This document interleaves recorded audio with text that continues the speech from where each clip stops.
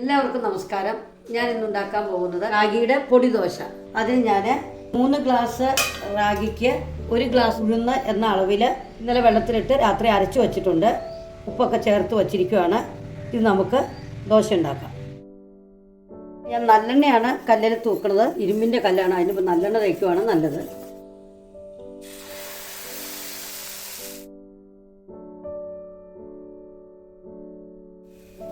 ഇതിനകത്ത് പൊടിയിടും. ഈ പൊടി ഞാൻ എങ്ങനെയാണ് ഉണ്ടാക്കണമെന്ന് ഡിസ്ക്രിപ്ഷൻ ബോക്സിൽ ഇടുക.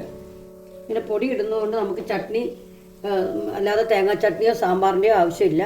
ഇത് മാത്രം കൂട്ടി നമുക്ക് നന്നായിട്ട് കഴിക്കാൻ സാധിക്കും. നല്ല ടേസ്റ്റുമാണ്. ദോശ റെഡിയായി. ഈ പൊടി നമുക്ക് എണ്ണ ചാലിച്ച ഇഡ്ഡലിക്കും വേണമെങ്കിൽ ദോശയ്ക്കും എല്ലാത്തിനും കഴിക്കാൻ പറ്റിയതാണ്. എൻ്റെ ചാനൽ നിങ്ങൾക്ക് ഇഷ്ടപ്പെടുവാണെങ്കിൽ ലൈക്ക് ചെയ്യാനും സബ്സ്ക്രൈബ് ചെയ്യാനും മറക്കരുത്. Okay, by.